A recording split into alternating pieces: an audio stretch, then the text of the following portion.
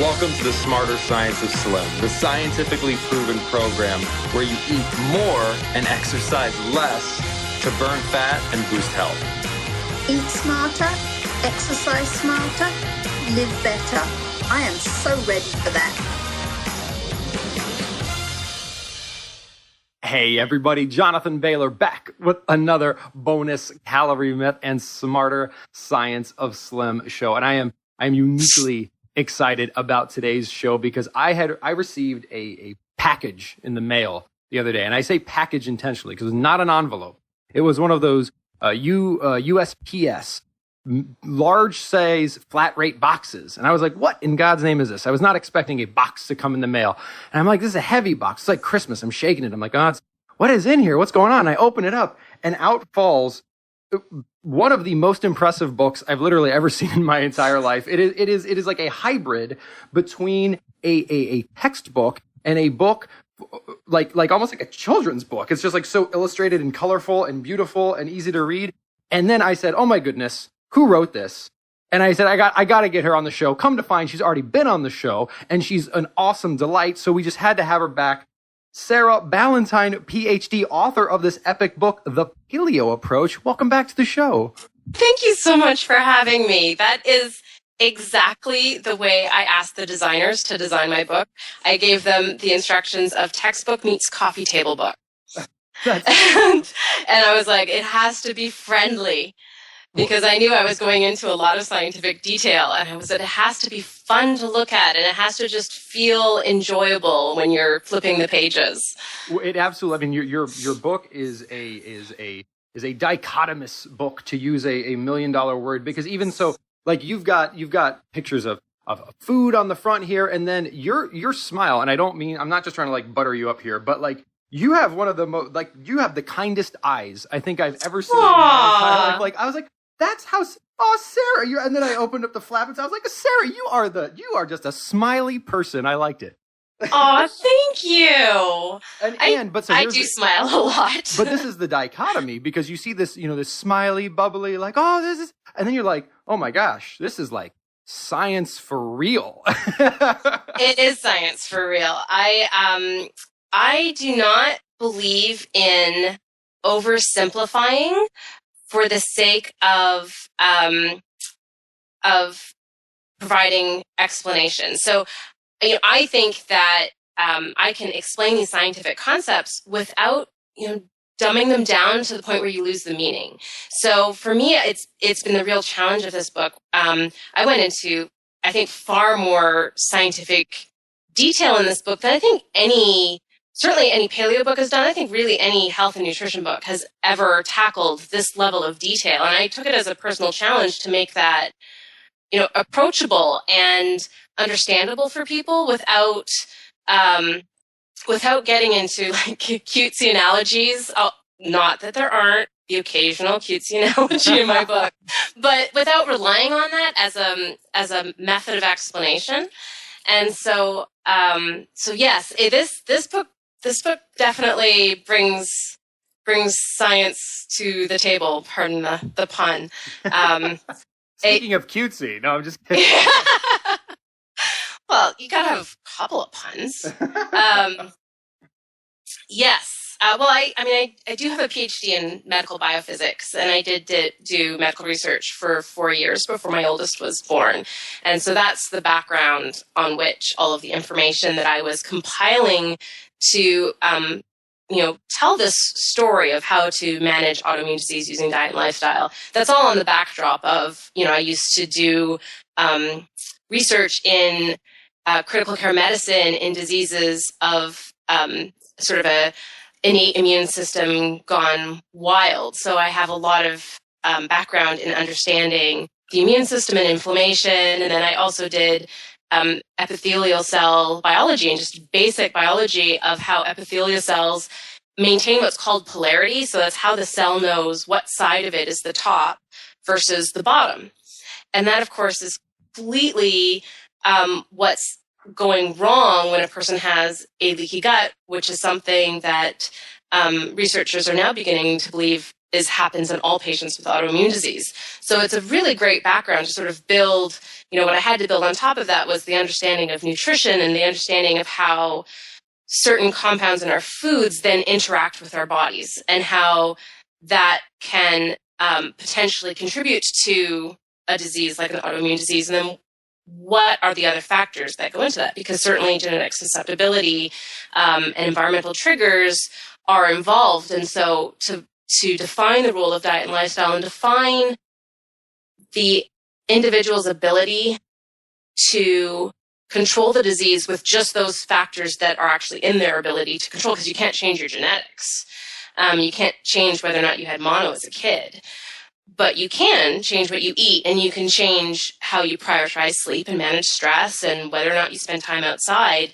And to pull all of the research in those topics together was it was a large task, but it was actually really fun for me. This is the kind of stuff that I really geek out over. So I really enjoyed writing this book.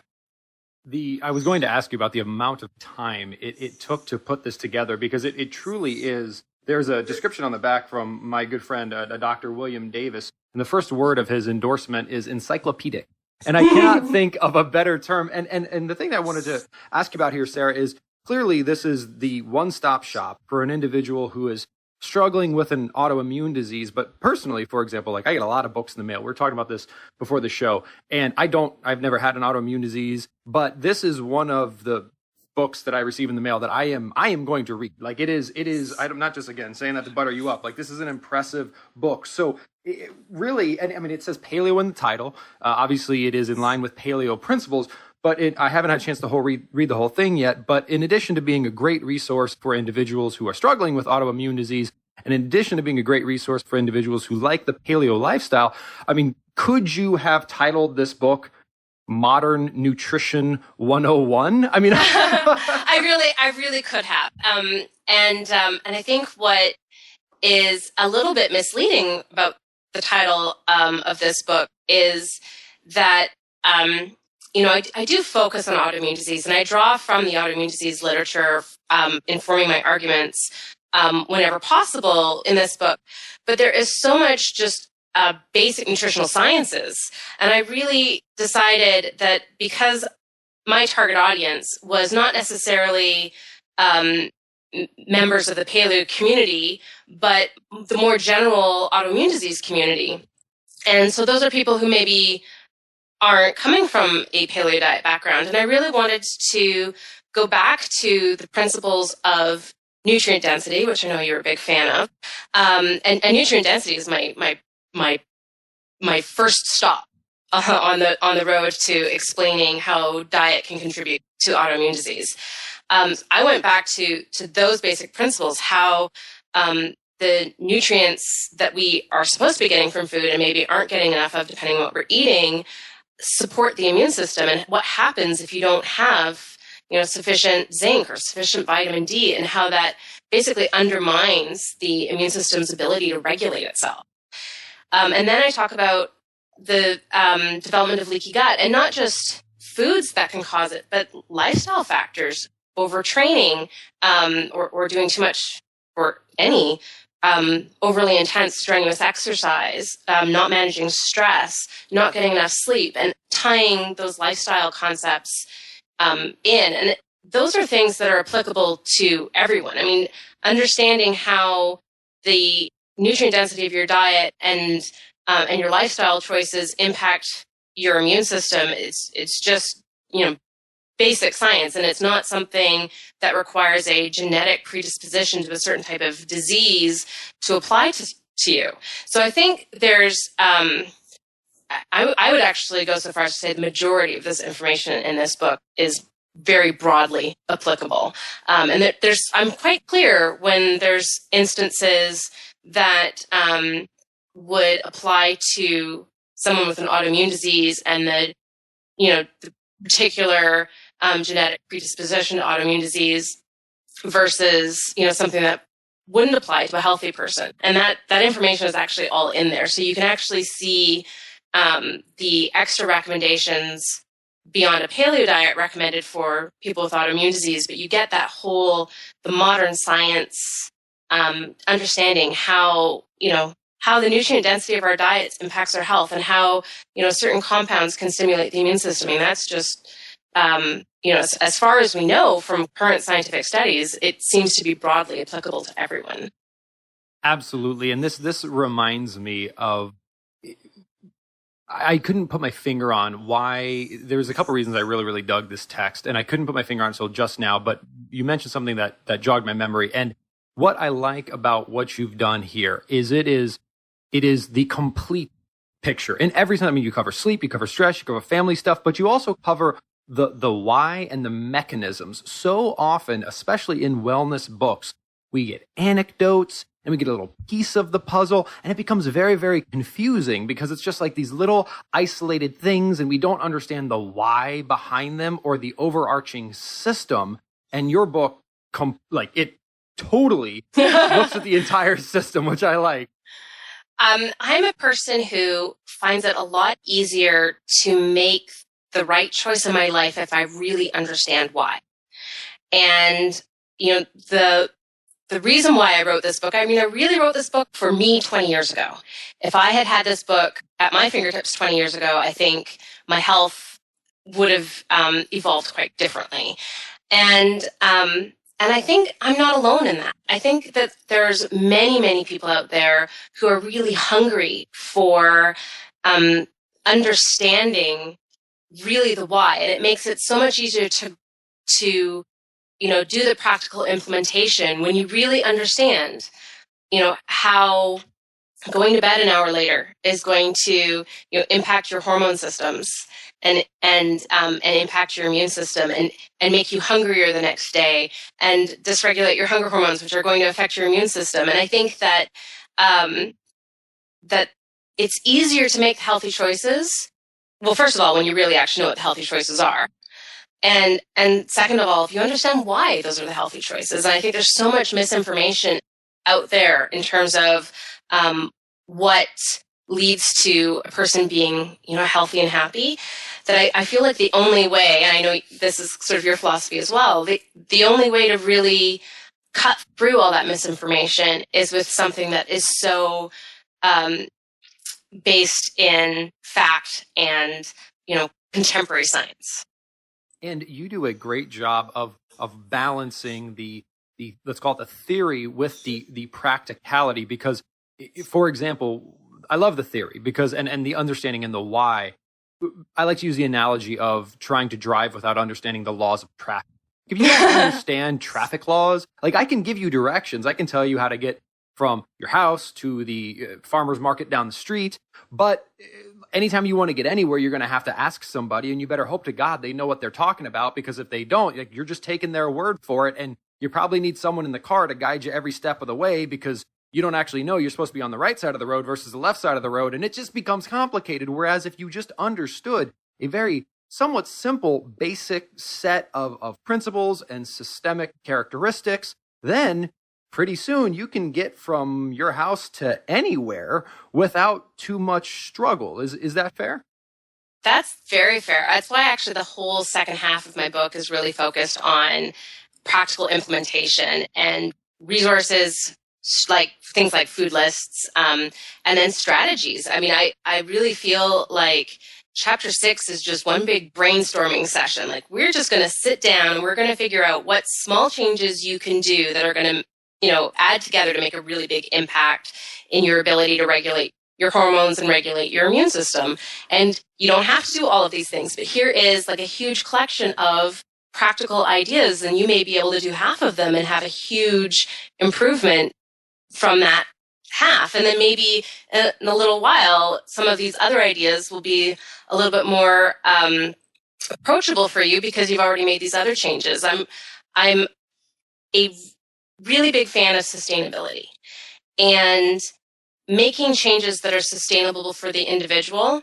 How that person approaches change, it's going to change from person to person. Something different is going to work for every person, and so I really present a lot of different strategies and ideas for for transitioning to the diet recommendations, where the gray areas are, but also all of the lifestyle changes so that someone can make it work within their life.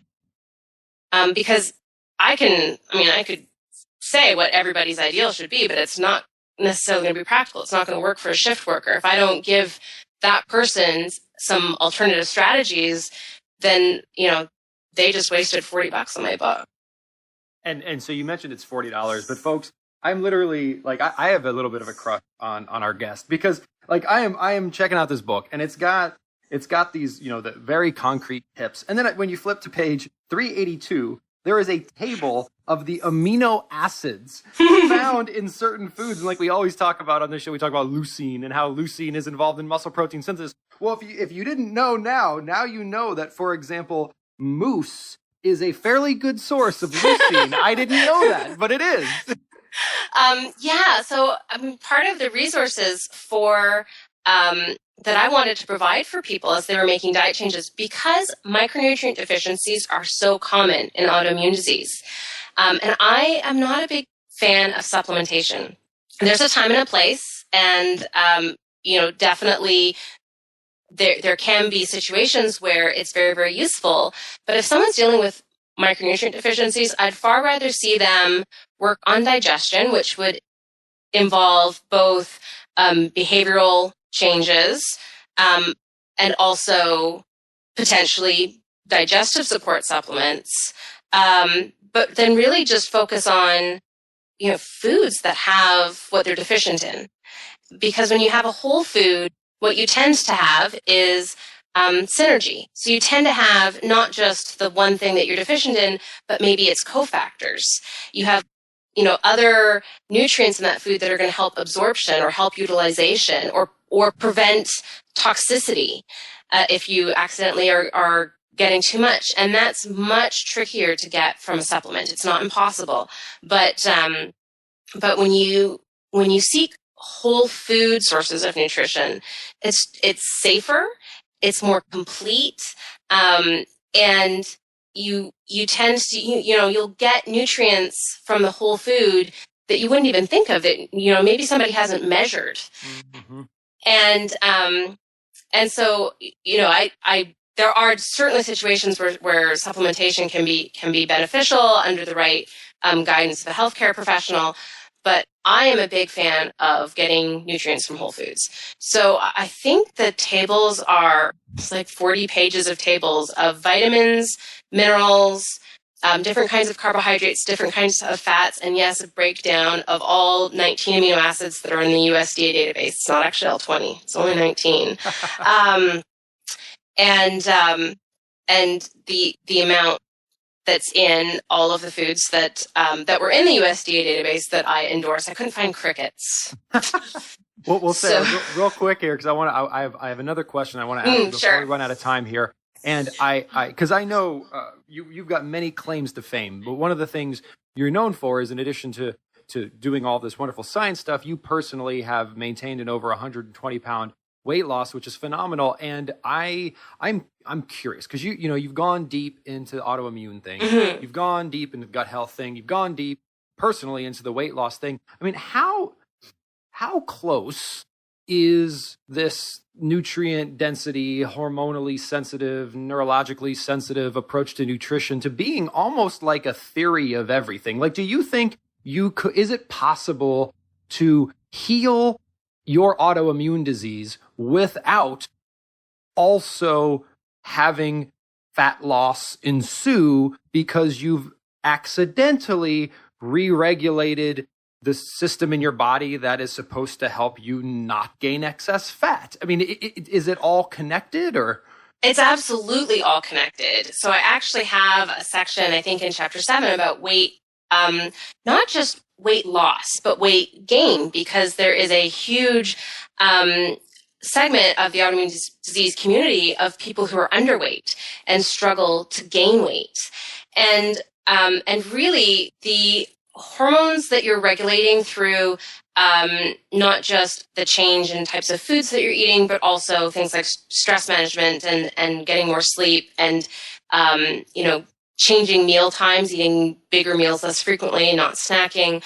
All of those things are tied together, not just to the immune system, but to metabolism, to neurotransmitter formation. It's incredibly linked to just emotional health. And so one of the things that happens without trying is that people who are overweight tend to lose weight. People who are underweight tend to gain weight. So it's an amazing, one of the things that I keep bringing back in this book is, oh, and by the way, this also happens to be the exact way to eat for managing obesity, type 2 diabetes, reducing cardiovascular disease risk factors. Oh, and by the way, this has also been shown to reduce the, chances of cancer, of stroke. And really it comes down to nutrient density and gut health. I mean, that's really like, if I was going to break it into two, major concepts, it would be getting the nutrients that your body actually needs to function, and having an intact functional gut barrier so that you have the right diversity and numbers of bacteria living within your gut, because they also interact with your body. Those bacteria can even produce neurotransmitters, which then send signals to your brain that can turn on or off depression. So you definitely want to look after your gut bacteria, and you want the right, barrier between what's inside your gut and what's inside your body. And when you have those two pieces in place, it's like dominoes, but good dominoes, not all the dominoes falling, unless I guess it's falling into place. But it just brings everything together. So it's just plain old conducive to health.